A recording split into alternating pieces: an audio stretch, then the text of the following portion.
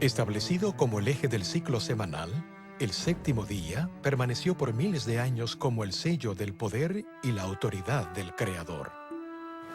Mientras Cristo vivió en la tierra, hubo acaloradas discusiones sobre cómo observar apropiadamente el sábado. En la parte 3 de Un santuario en el tiempo, Frank González y los especialistas a nivel internacional relataron la lucha por reemplazar el sábado del séptimo día con el domingo como el día del culto cristiano. El relato está entretejido con la historia de la Europa medieval, la cual continúa moldeando las costumbres de muchos cristianos. Y ahora, aquí está la parte cuarta de Un santuario en el tiempo.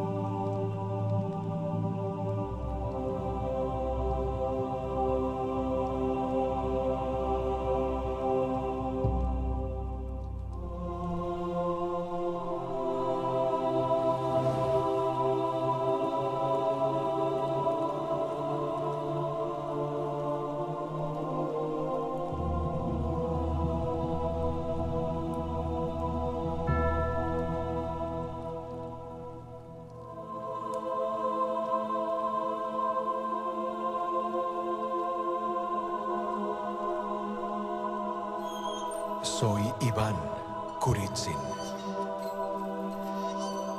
Oh, cuánto valor necesito para morir una muerte noble.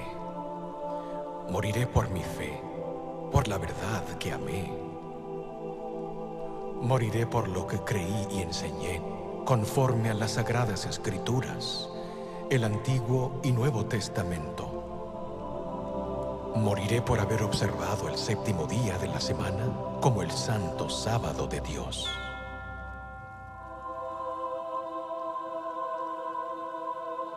¿Cómo llegué a esta situación, a esta muerte de hoguera? ¿Cuánta esperanza tenía? Yo anhelaba que toda la iglesia rusa fuese reformada, que la verdad pura del Evangelio fuese revivificada.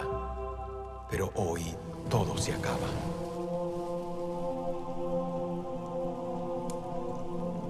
Ahí está Iván III. No podía perderse esto.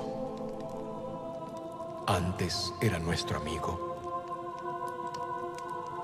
¿Qué estará pensando hoy? Allí veo a Elena y a Dimitri, los subotniks, o guardadores del sábado como yo, la propia nuera del zar y su nieto.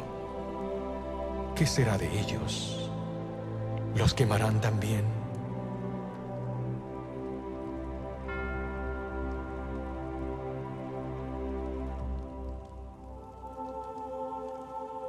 Ah, Sofía. Hoy se sentirá feliz. Se nos opuso desde el mismo principio.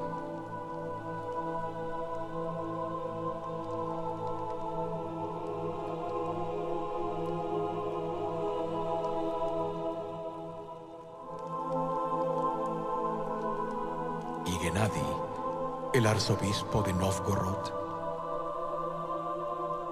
nada le hubiera detenido. Esto es lo que siempre quiso ver, la hoguera. Dice que nos hemos desviado de Cristo y que nos hemos convertido en judíos.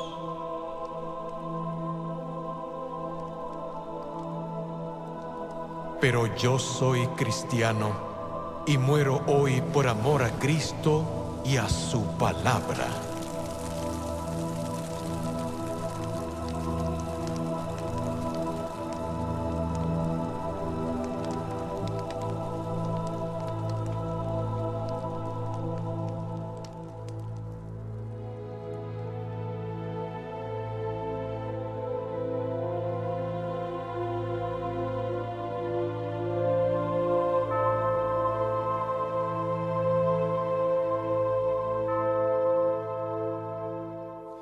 Esas horribles hogueras ardieron en Moscú hace 500 años.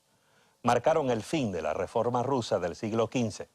Una reforma caracterizada por su énfasis en la observancia del sábado, el reposo séptimo día. Hola, le habla Fran González para darle la bienvenida a la cuarta parte de Un santuario en el tiempo. El hombre en la jaula, Iván Kurizin, era un prominente teólogo ruso y un líder de la sublevación religiosa que los historiadores llaman el movimiento Novgorod-Moscú. El zar, Iván el Grande, halló este movimiento ya bien establecido en Novgorod cuando se apoderó de la ciudad en torno a 1480. El movimiento pudo haber tenido sus raíces espirituales en las enseñanzas de los Strigolniks, reformadores del siglo anterior, que guardaban el sábado. Iván descubrió que dos sacerdotes rusos ortodoxos se hallaban en el centro del movimiento en Novgorod. Los llevó a Moscú. El doctor Oleg Shigankov explica. La razón por que Iván los llevó a esos dos sacerdotes, Denis y Aletsky de Novgorod a Moscú, fue porque él mismo simpatizaba con los dos puntos de vista de los reformadores.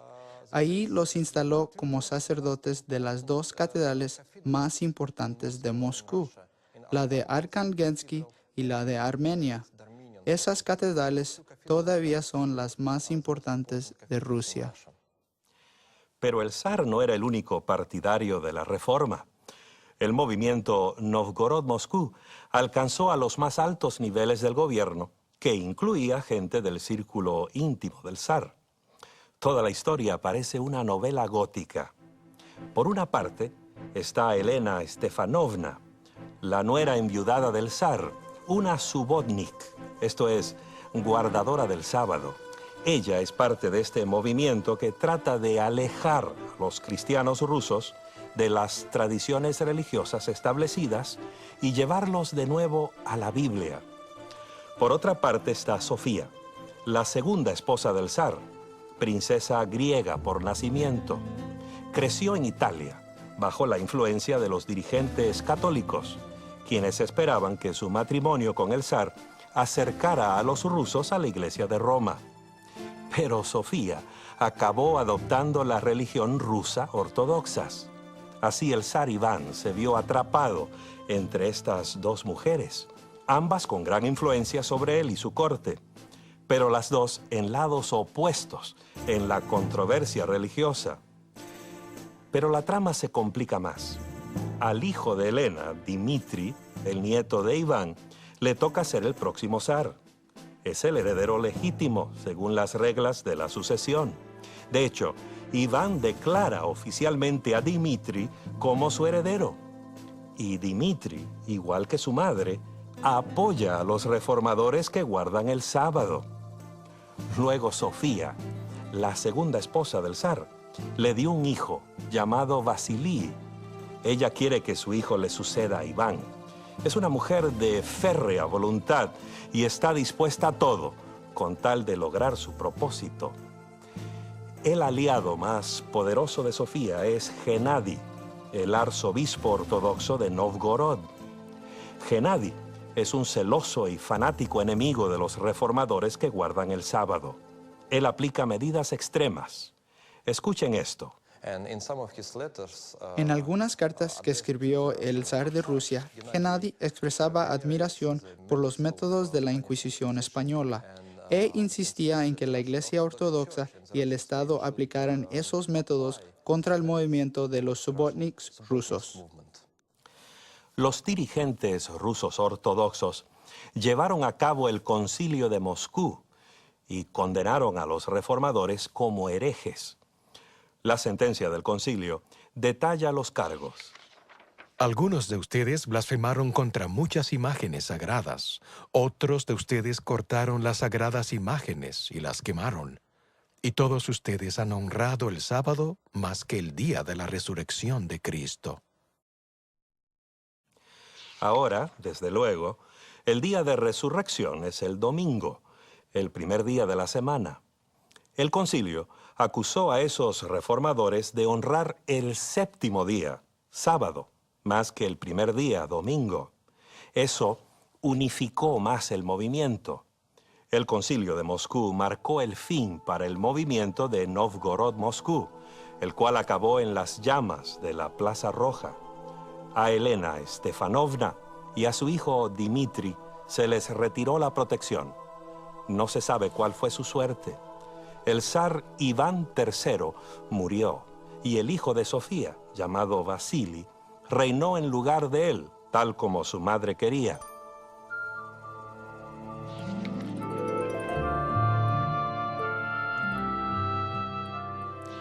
A principios del siglo XVI, el reino musulmán de Adel atacó el imperio cristiano de Etiopía. Se trataba de la Yihad, una guerra santa musulmana, apoyada por los poderosos turcos otomanos. Dominó vastas regiones del país, aplastando a las fuerzas etíopes.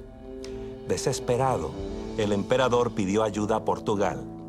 Pasaron largos y difíciles años y finalmente en 1541 llegaron tropas portuguesas a la costa de la actual Eritrea.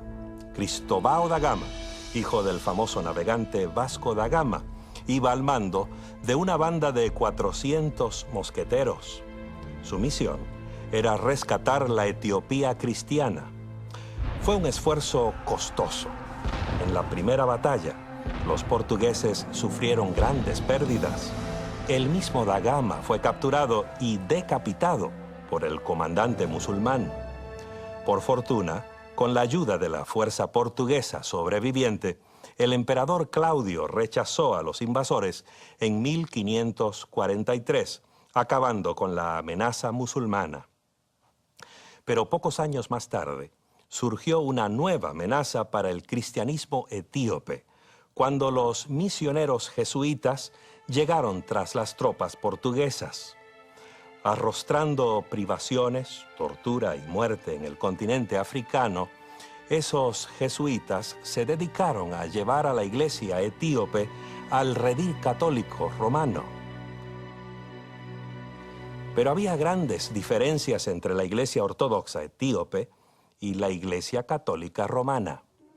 Entre ellas, una de las mayores era que los etíopes observaban el reposo del séptimo día, una práctica que databa de por lo menos 1000 años antes. Aún así, los misioneros jesuitas persistieron. Por fin, el emperador Sucenios abrazó la religión católica y profesó su adhesión al Papa. En 1622, proclamó el catolicismo como la religión oficial de su imperio. Alfonso Méndez, un sacerdote jesuita, llegó al África como el nuevo patriarca de la iglesia etíope. Estaba ansioso de borrar las tradiciones de la iglesia etíope, especialmente el descanso del sábado. Urgido por Méndez, el emperador Sucenios, mediante una proclamación, exigió que su pueblo trabajara en sábado, profanando así el día santo. Resultó ser un grave error. Los clérigos y laicos, todos se volvieron en contra de él. No aceptaron su proclamación. Únicamente los nobles, el rey y sus cortesanos de palacio eran los únicos que guardaban la fe romana. Por todo el territorio se levantó una violenta ola de protestas. La gente se rebeló. Rehusaron abandonar su religión tradicional. Sucenios vio que sus buenas intenciones provocaron una amarga guerra civil.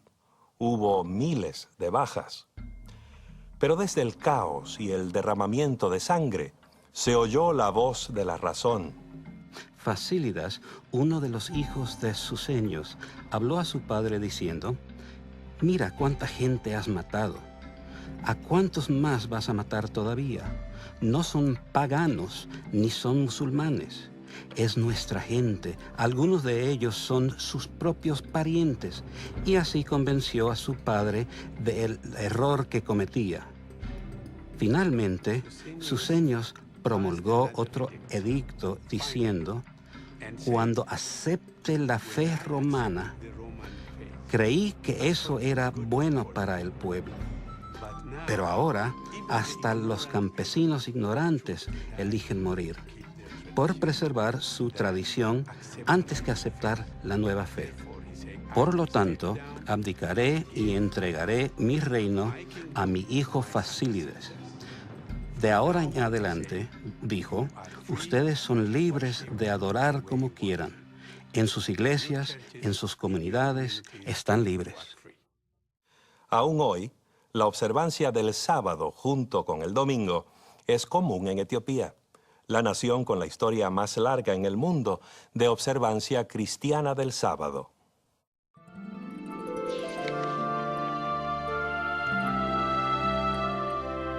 Imagínese, una mañana despierta usted sobresaltado por los policías que tocan a su puerta. Le ponen esposas, lo meten a un carro policial y lo llevan a la cárcel sin decirle por qué. Además, confiscan todas sus pertenencias y le quitan los ahorros de toda su vida.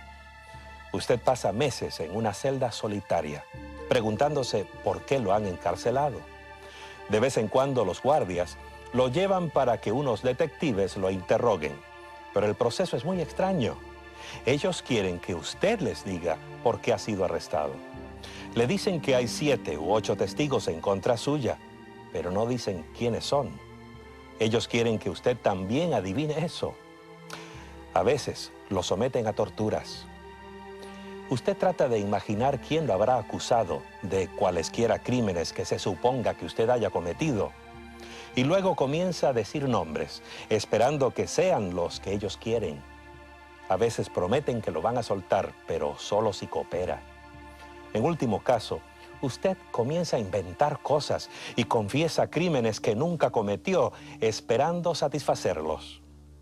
Después de un año más o menos, lo llevan a la corte junto con otros prisioneros.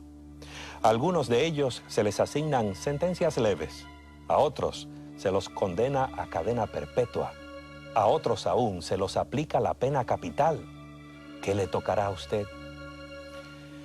Quizás esta descripción le provea un atisbo de lo que significaba vivir bajo la infame Inquisición, esquema diabólico concebido para identificar y eliminar a los disidentes religiosos. La Inquisición europea en la Edad Media tenía su propia lógica, su propia justificación. La primera justificación era que esta vida es mucho menos importante que la vida venidera. Y por tanto, si se quitaba la vida terrenal a una persona por causa de su alma inmortal, se le hacía un favor a dicha persona. La otra lógica de la Inquisición, sea también dicha, no era tanto el dar sentencia de muerte, normalmente en hoguera, sino rescatar al individuo persuadiéndolo a volver al seno de la Santa Iglesia Madre. El Papa Gregorio IX estableció la Inquisición medieval el año 1231 para proteger el mundo católico de los herejes y rebeldes religiosos. La Inquisición era una operación muy bien organizada y combinaba los poderes de la Iglesia y del Estado. Era un arma letal, en fin, daba resultados.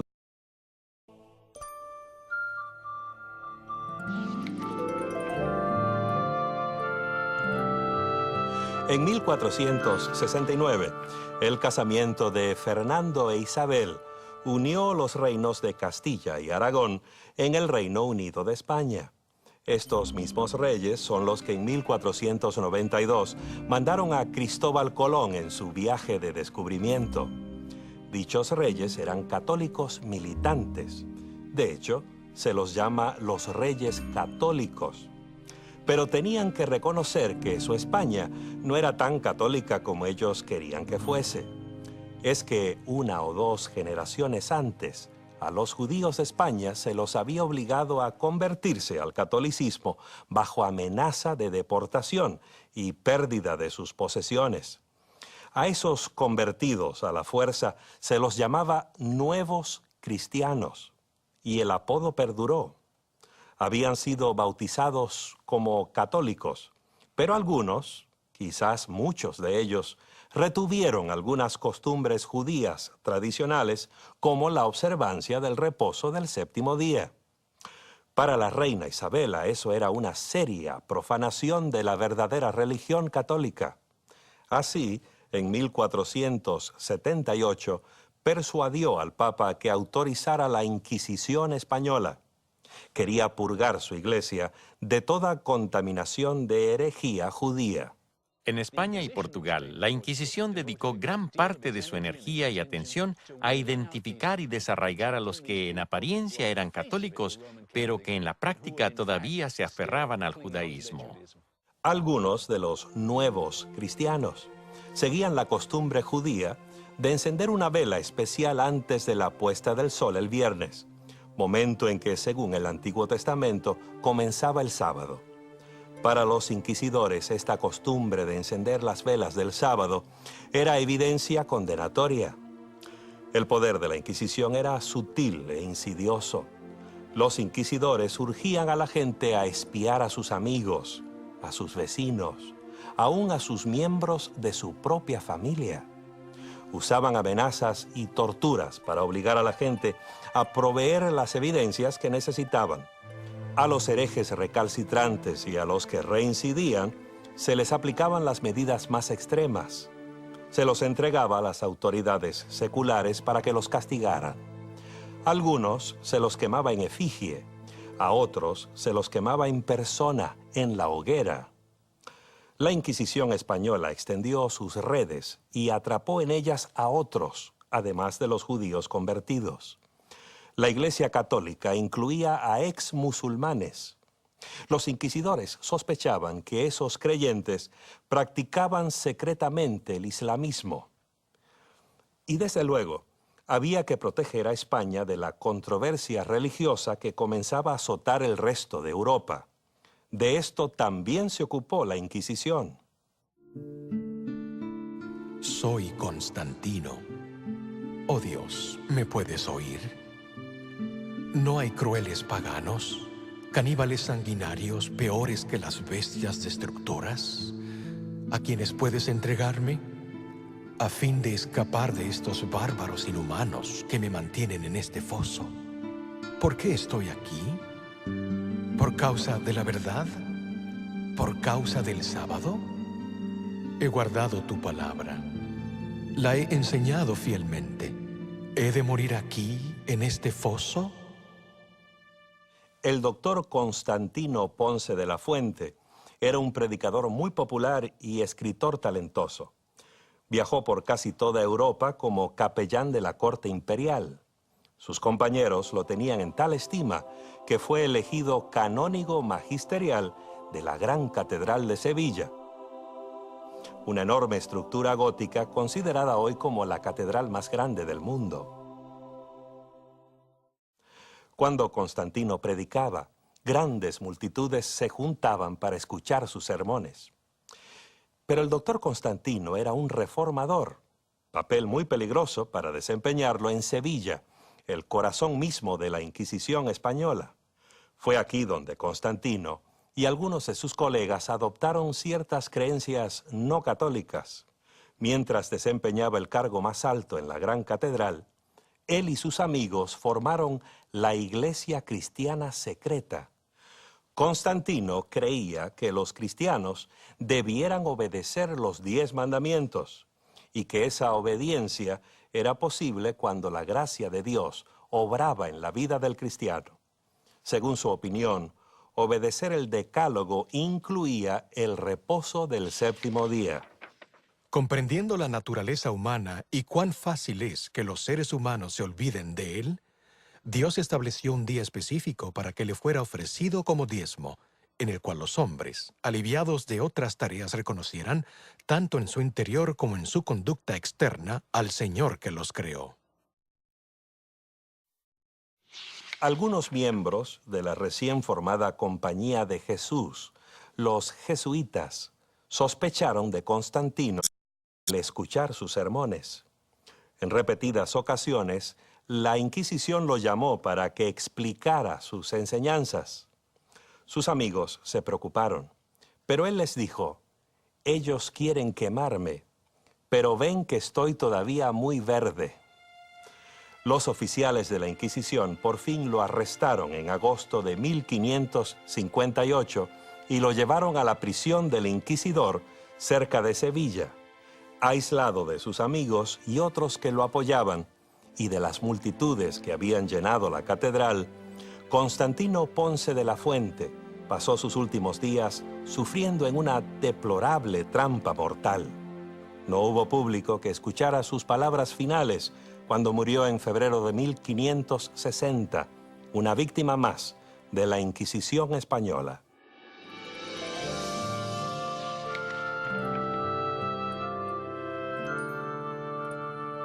Como España, la nación vecina Portugal también necesitaba una solución para el problema de los nuevos cristianos. En ese país la Inquisición comenzó en 1536 y no terminó sino hasta bien entrado el siglo XIX.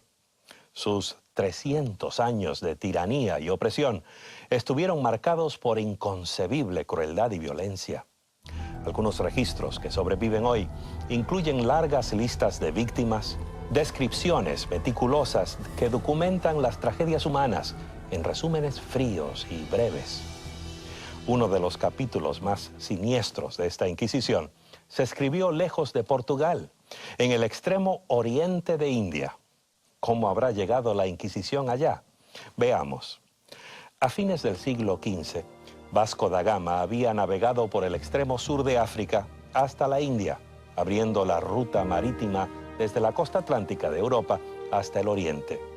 El gobierno portugués rápidamente se adjudicó derechos sobre ciertas porciones claves de la India.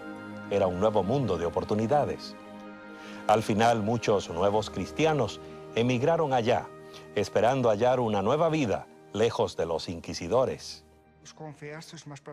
Los conversos, o más exactamente en portugués, os novos cristãos, abandonaron Portugal con destino a la India, principalmente en los años 1530 y 1540, mayormente por razones religiosas.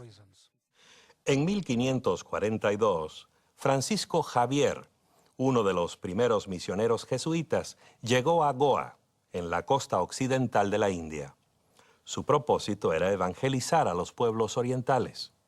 Pronto descubrió problemas entre la creciente población católica de la región. San Francisco Javier escribió una carta a sus compañeros sacerdotes, los jesuitas, diciendo que se debiera establecer la Inquisición en el Oriente porque allí había algunos que pretendían ser católicos, pero interiormente eran judíos o musulmanes. Javier murió en 1552, pero su pedido por una Inquisición en el Oriente no murió con él. En 1560 llegó a la India la Inquisición portuguesa y se estableció en Goa. Persiguió específicamente a los cristianos que rehusaban trabajar en el día sábado y que observaban el reposo desde el viernes a la puesta del sol, como enseñaba la Biblia. Obviamente la mayoría de los acusados era de origen judío. La excepción era la gente del Oriente que no tenía raíces judías, pero que aún así observaba el sábado. Puede ser que esos guardadores del sábado, que no procedían del judaísmo, sean una evidencia de que había cristianos hindúes que habían observado el sábado durante siglos, cuyas costumbres sabáticas se remontaban a las primeras iglesias cristianas establecidas en la India. Esos creyentes locales no eran siquiera católicos, ni podían ser llamados nuevos cristianos. Pero ese hecho no los protegió del largo alcance de la Inquisición de Goa.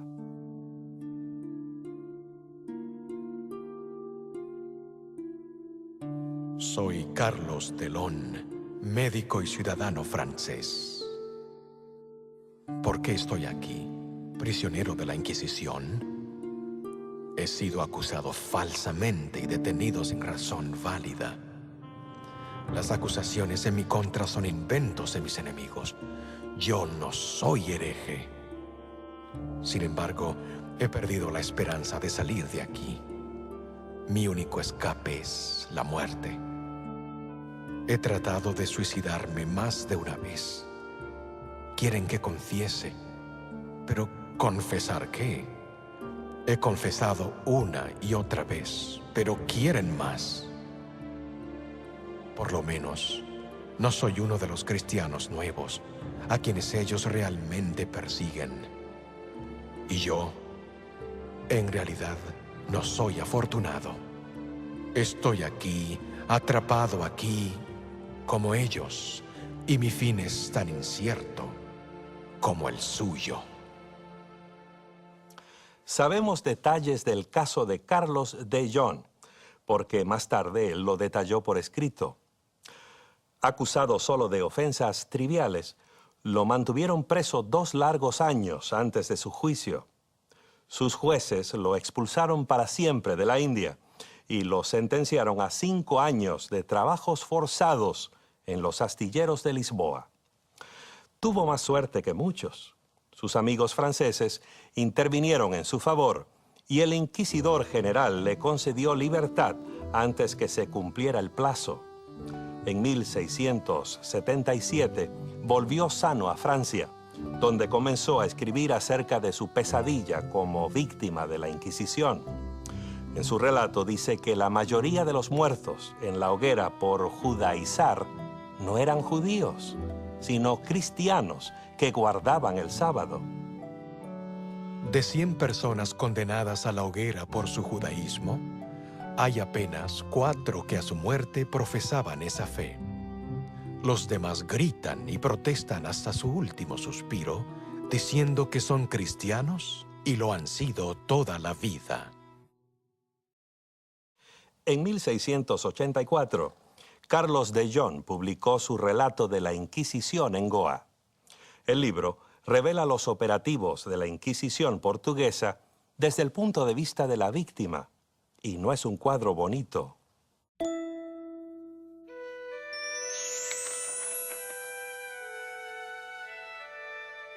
Cuando Martín Lutero clavó sus 95 tesis en la puerta de la Catedral de Wittenberg, no tenía la intención de volver el mundo cristiano al revés. Solo quería ver algunos cambios en la Iglesia Católica Romana, su iglesia. Pero Lutero encendió un fuego que nadie pudo apagar. Lo conocemos como la Reforma Protestante, que enfatizaba un nuevo grado de confianza en las Sagradas Escrituras. Lutero consideraba que la palabra de Dios era el mayor tesoro recibido por la humanidad. Él quería que la Biblia fuese traducida al vernacular, de modo que la gente común pudiera leer las Escrituras y beneficiarse de sus enseñanzas. Para Martín Lutero y sus colegas, la Biblia era central. Era la norma de la verdad y el fundamento de toda doctrina. Su santo y seña era sola Escritura, es decir, la Escritura y nada más. Para Lutero, la Biblia era la única autoridad de toda fe y práctica. Eso puso en tela de juicio la tradición de la Iglesia. Expresándolo de otra manera, la Biblia es la única regla exacta con la cual se debe medir la tradición. La Reforma Protestante fue un movimiento de protesta contra la institución católica y sus enseñanzas. El resultado fue la proliferación de iglesias y denominaciones que vemos hoy.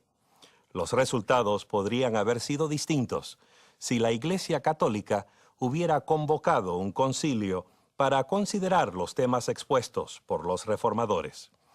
Pero los primeros pedidos en pro de un concilio cayeron en oídos sordos.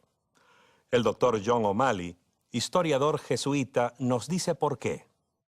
Clemente VII fue papa desde 1523 hasta 1534 y no quería convocar un concilio porque temía que éste lo depusiera. Quizás era un temor irracional de su parte, sin embargo eran temores íntimos que le pesaban en la mente. El Papa no era el único que no quería un concilio. El rey de Francia también se opuso por razones estrictamente políticas, y el rey de Inglaterra se declaró también en contra. La presión en demanda de un concilio aumentó hasta que finalmente, en 1545, los dirigentes católicos viajaron a la ciudad de Trento, ubicada en el norte de Italia, al pie de los Alpes. Durante los siguientes 18 años, el Concilio de Trento deliberó sobre los temas más críticos que la Iglesia Católica afrontara hasta entonces. El primer punto que el concilio debió resolver era lo que se puede llamar el problema de la autoridad, esto es, la Biblia versus las tradiciones. Gaspar de Fosso, arzobispo de Reggio Calabria, afirmó la posición establecida de la Iglesia al denunciar a los protestantes que rechazaban la supremacía católica. Los herejes de esta época están tratando de derribar la autoridad de la Iglesia. Pretenden hacer de las Sagradas Escrituras el fundamento de su fe.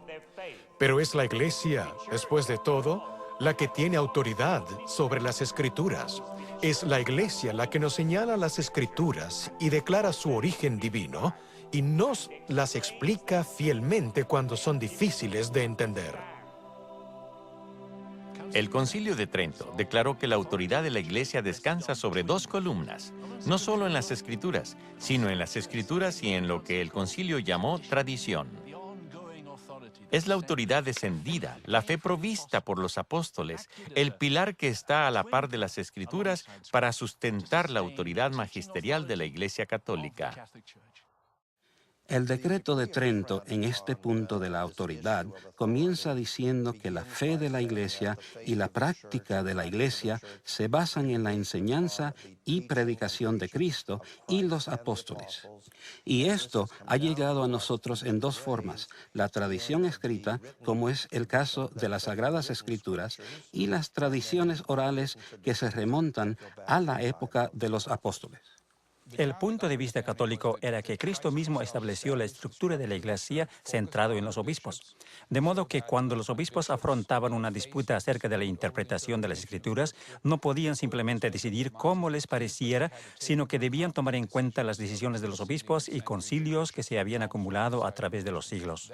Esa era la tradición, el lente a través del cual los obispos interpretaban las Escrituras. Esta es una posición fundamental que todavía separa la Iglesia de Roma y la mayor parte del mundo protestante. Al confirmar la autoridad de la tradición oral, los obispos del concilio validaron muchas doctrinas y costumbres que no eran bíblicas. En ese decreto del concilio no se mencionó ninguna. Pero por las discusiones vertidas sabemos que las tradiciones que les inquietaban a los obispos eran, por ejemplo, el bautismo de los recién nacidos. ¿Dónde se halla eso en la Biblia? Pero era una práctica establecida en la cristiandad. El credo de que Cristo descendió al infierno. No hay nada claro donde se halla eso en el Nuevo Testamento. Y eso de observar domingo no se encuentra en el Nuevo Testamento. ¿Y qué del credo del apóstol? Ahora sabemos que no vino desde el tiempo de los apóstoles, aunque los del Concilio de Trento creían que sí.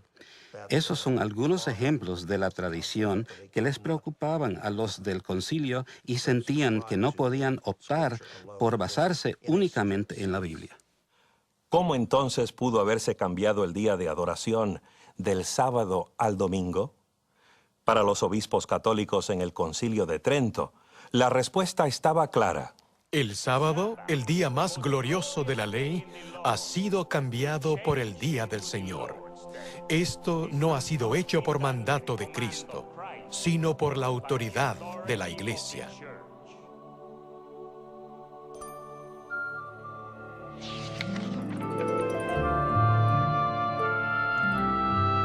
Anabautista es un nombre que hizo hervir la sangre de católicos y protestantes en el siglo XVI. Se aplicaba a quienes no creían en el bautismo de bebés, que era una práctica general entre los cristianos de ese tiempo.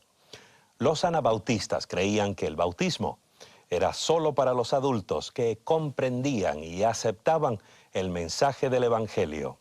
Desde el mismo comienzo del movimiento anabaptista en 1525, tanto las autoridades católicas como protestantes lo consideraban una amenaza al orden civil del Estado.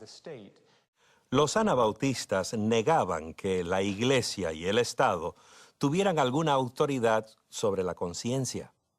Enseñaban que el hombre común podía comprender la Biblia por sí mismo, sin necesidad de que la Iglesia se la interpretara. Para los anabautistas, la base de la verdadera religión era la Biblia sola, y la única Iglesia verdadera era la de Jesús y los apóstoles descrita en el Nuevo Testamento. Este parecer era muy distinto de la manera católica de ver las cosas y mucho más radical que el de la mayoría de los protestantes. Los anabaptistas definían su movimiento renovadora como un intento de restaurar la verdadera Iglesia basada en las enseñanzas de Cristo, en el Evangelio, en el modelo de la Iglesia primitiva, como se describe en el libro de los Hechos. Algunos historiadores consideran que Andrés Bodenstein von Karlstadt fue el precursor del movimiento anabautista. Al comienzo, era amigo y colega de Martín Lutero, pero su amistad deterioró debido a diferencias teológicas. Ambos creían que era necesario usar las Escrituras. Según Lutero, se podía agregar cualquier cosa que no contradijera las Escrituras. Según Karlstadt, no se debía añadir nada a las Sagradas Escrituras. De modo que Lutero aceptaba cualquier cosa que la Biblia no rechazara o prohibiera específicamente. Karlstadt, por su parte, aceptaba solamente lo que la Biblia enseñaba específicamente y nada más. El estudio de la Biblia lo llevó a Karlstadt a aceptar el sábado bíblico y su significado espiritual. Esto es lo que dijo. Guardar el sábado tiene doble objetivo. En obediencia a Dios debemos descansar en paz y orar a Dios en procura de la santidad y esperar recibirla. Este reposo se efectúa cuando el hombre reconoce que la fuente de toda santidad es Cristo y que debemos ser santos como Dios es santo. Cuando habla del sábado, tiene en mente una especie de reposo interno en contraoposición u oposición al reposo externo. Está más interesado en el sábado interno, que significa el descanso de Dios internamente. Podría llamarse una santificación interior. Eso es su mayor interés. El reposo externo debiera ayudar a que se logre ese reposo interno. A diferencia de Karlstadt, Lutero y otros reformadores generalmente concordaban en que el sábado de la Biblia no tenía importancia para los cristianos. En cambio, promovían el domingo, no como reposo, sino como celebración de la resurrección de Cristo. Karlstadt creía que la observancia del domingo era un invento puramente humano. No estaba solo. Dos predicadores anabautistas, Osvaldo Gleit y Andrés Fischer, adoptaron una posición similar. Cuando leyeron la Biblia del principio al fin, no vieron ningún precedente, ninguna autoridad para que este cambio sucediera de la adoración en el día sábado a la adoración en el día domingo. Fue en Silesia, suroeste de Polonia, que Gleit y Fischer comenzaron a predicar y enseñar acerca del sábado del séptimo día. Era una región con muchos anabautistas, y ambos tuvieron mucho éxito, estableciendo grupos de guardadores de sábado. Sus argumentos, lógicos y claros, eran muy convincentes, tales como: los 10 mandamientos son la base de la ley moral.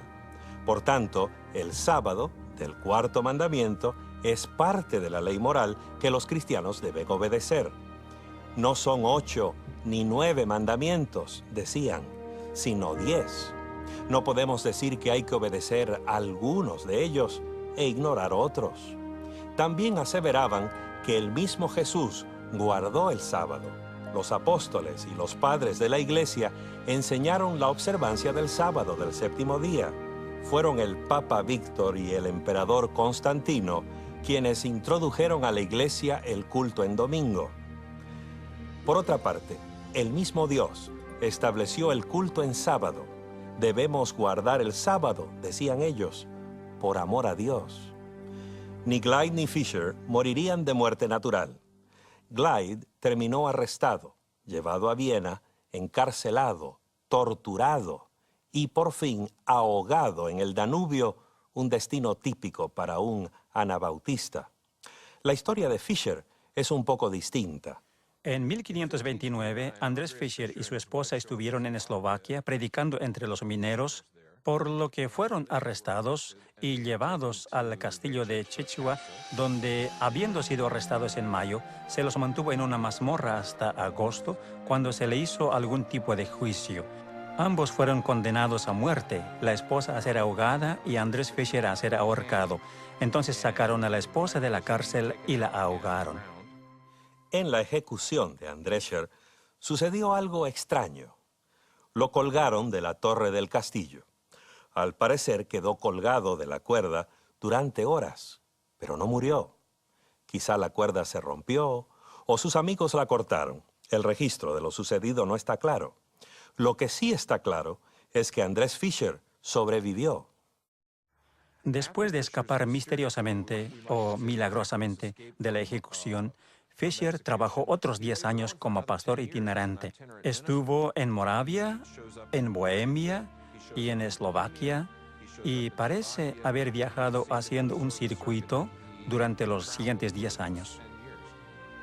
En 1540, Andrés Fisher fue capturado y arrastrado al castillo de Krasnaorka, en el actual sur de Eslovaquia. Esta vez no hubo juicio, ni escape, ni sobreviviente.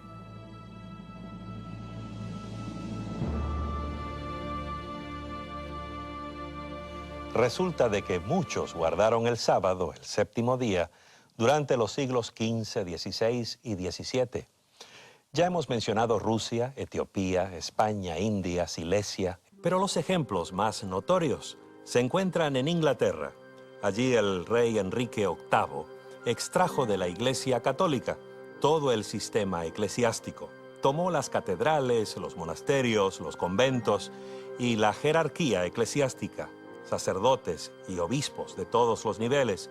Con ellos creó su propia versión de una iglesia protestante nacional, la Iglesia de Inglaterra.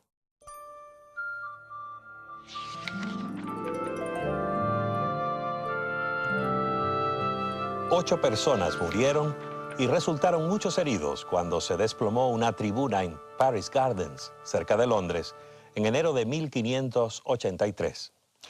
Era un domingo de tarde y una multitud se había congregado para presenciar un espectáculo de tortura a un oso. Esos espectáculos eran crueles, horribles e inhumanos, cuando la gente aclamaba y aplaudía mientras una jauría de feroces mastines atacaban a osos encadenados. En la Inglaterra del siglo XVI, ese tipo de diversiones era popular y la misma reina Isabel era aficionada. ¿Sería la tragedia de Paris Garden una señal de la ira de Dios contra una sociedad que profanaba el día de reposo? Eso era lo que pensaban los predicadores puritanos. Los puritanos de la Iglesia de Inglaterra eran los que deseaban eliminar de la Iglesia las prácticas y creencias que eran inconsistentes con las Escrituras. La Biblia en inglés ya estaba disponible a la gente y era fácil cerciorarse que existían discrepancias. Decían, ¿por qué estamos haciendo esto si la Biblia dice que hagamos lo otro?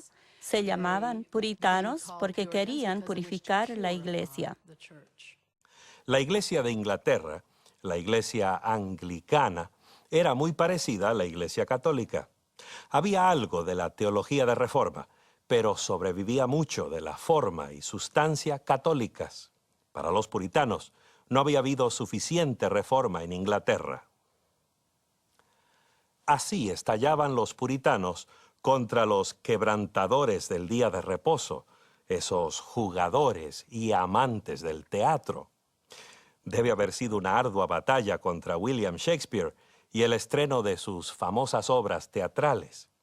La Iglesia de Inglaterra y la monarquía se opusieron a la idea puritana de observar estrictamente el sábado. En 1618, el rey Jacobo I, el mismo de la Biblia del rey Jacobo, publicó el libro de deportes y ordenó que los predicadores lo leyeran desde los púlpitos. Muchos pastores puritanos rehusaron. Se sintieron muy molestos porque el libro del rey apoyaba los deportes seculares en el Día del Señor. Notemos un punto interesante. En realidad, este clamor puritano por una reforma del día de reposo no tenía nada que ver con el sábado. Era más bien acerca de la observancia más estricta del domingo. Sin embargo, hubo algunos que abogaban por una verdadera reforma sabática, el retorno al sábado de la Biblia. Ellos son conocidos como los hombres del séptimo día. El movimiento del sábado en Inglaterra fue mayormente un resultado espontáneo del estudio de las Sagradas Escrituras y de la creciente convicción de la observancia obligatoria del cuarto mandamiento, el cual requiere la santificación del séptimo día en vez del primer día. Uno de los primeros héroes entre los hombres del séptimo día fue una mujer, Dorotea Traske. Su esposo, Juan Traske, era un celoso puritano que fue arrestado en 1617 por exhortar al pueblo a santificar el séptimo día. Se retractó de sus opiniones sobre el sábado para evitar la prisión perpetua. Pero Dorotea tenía más fibra. Fue encarcelada por sus creencias relativas al sábado y permaneció prisionera hasta el día de su muerte. En 1628, un clérigo anglicano llamado Teófilo Brabourne publicó el primer libro en inglés que llamaba a la observancia del séptimo día. Su libro acerca del sábado puso las bases teológicas de un movimiento que de una u otra forma ha continuado hasta nuestro siglo XXI. El asunto está claro. No se requiere otra cosa sino nuestro propio registro de días y semanas para terminar con la discusión. Es el séptimo día, el sábado de la creación, el que tenemos que guardar santo. Si ustedes me muestran en la Biblia que hay otro séptimo día fuera de aquel que llamamos sábado, el último día de la semana, entonces yo podría pensar que el cuarto mandamiento se refiere a otro séptimo día que el que conocemos. Para Brabourne, la base de los argumentos relativos al sábado era la autoridad suprema de la Biblia. Insistía que el sábado era el séptimo día de la semana establecido por Dios en la creación, el mismo séptimo día del Decálogo. No importa si ustedes guardan como reposo el sábado, el domingo o el lunes, pero si queremos mostrar respeto a Dios y a su palabra, ofrezcámosle el día que Él escogió y no otro. Él tiene mucha razón. En 1660, Brabourne publicó un panfleto en el cual dice que el asunto del sábado o domingo era la gran controversia en ese tiempo en la Iglesia de Inglaterra. Su gran esperanza era que toda la Iglesia de Inglaterra se convirtiera de la observancia dominical a la del sábado, del séptimo día. Brabourne se aferraba a la Biblia en cuestiones de sábado. Desde la creación hasta el monte Sinaí, las enseñanzas y prácticas de Jesús, los apóstoles en el primer siglo, no hubo cambio en el día. Así que él luchaba para que la iglesia hiciera culto en el sábado del séptimo día. La teología del sábado que adoptó Brabourne era cristocéntrica. Además de considerar que el sábado era un memorial de la creación, también lo consideraba como señal de la redención en Cristo. La posición oficial de la Iglesia era que el cuarto mandamiento pertenecía a la ley ceremonial que terminó con la muerte de Cristo en la cruz.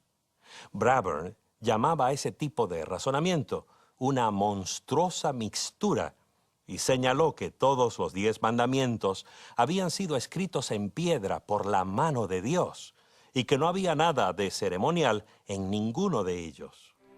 La ley moral o el decálogo, expresada por Dios y escrita con su dedo en tablas de piedra, sigue vigente hoy.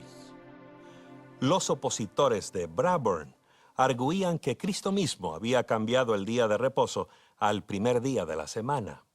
Él replicaba que tal afirmación era una notoria calumnia contra Cristo. Sostenía su punto de vista señalando algo que debía haber sido evidente aún para sus adversarios. Es decir, que la Biblia no contiene ningún registro de que Cristo haya dicho siquiera una palabra acerca de alterar el sábado. Bradburn afirmaba que la observancia del domingo era un error cometido por la Iglesia de Roma, arraigado en la tradición y no en las Escrituras. Otros hombres del séptimo día estaban de acuerdo con él. No tenían temor de culpar a Roma del cambio del sábado al domingo. Pidieron que el Parlamento inglés corrigiera el error. Por la presente, exhortamos que restablezcáis el santo reposo del Señor a su día correcto. Esa forma de hablar era peligrosa.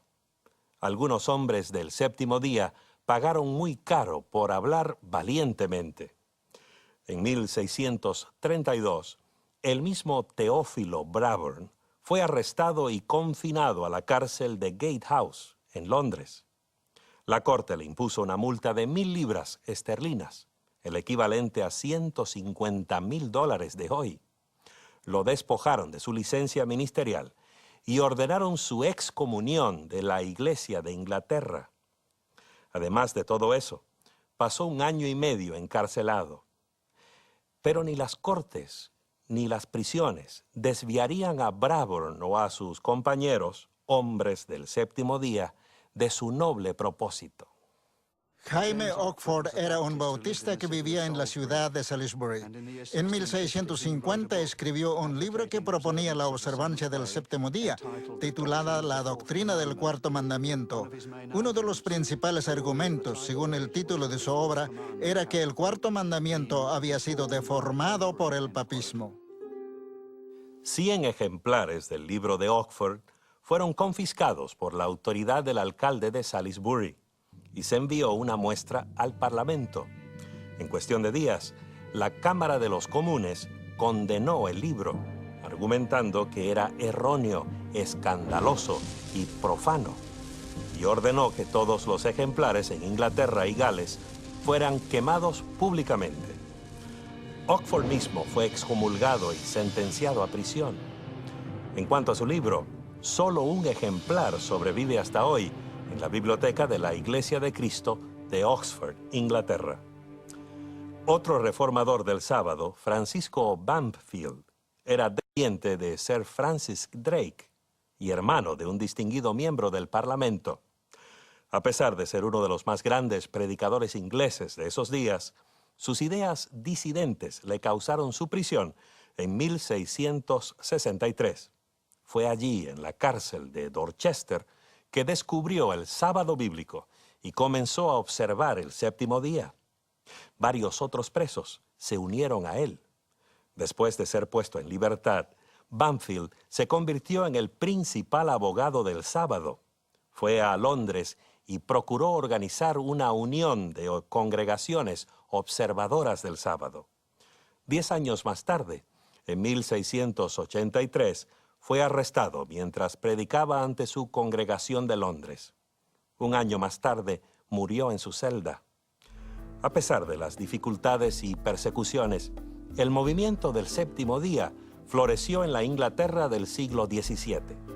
En diversas regiones del país, numerosas congregaciones se reunían para adorar en sábado. En Woodham, Mortimer, vivía uno de los hombres del séptimo día más prominentes e influyentes. Médico de 3 reyes y reinas de Inglaterra, Peter Chamberlain era un médico famoso y por mucho tiempo observador del sábado. Aquí vemos su lápida. En cuanto a su religión, fue un cristiano que guardaba los mandamientos de Dios y la fe de Jesús. Fue bautizado por el año 1648 y guardó el sábado por más de 32 años. Chamberlain era un hombre enérgico y ambicioso, que no temía hablar con franqueza.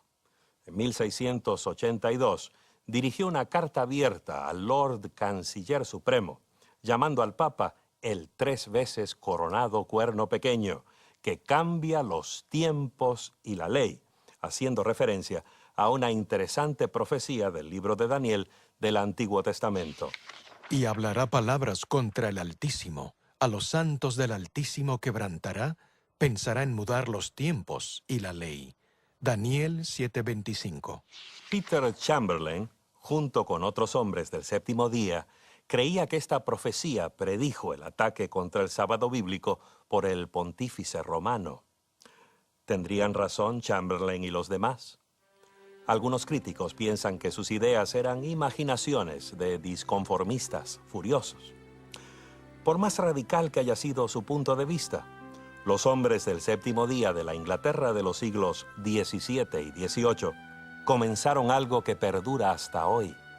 Los bautistas del séptimo día, sus descendientes espirituales inmediatos, llevaron su doctrina del sábado a través de los siglos y por el Atlántico hasta el Nuevo Mundo.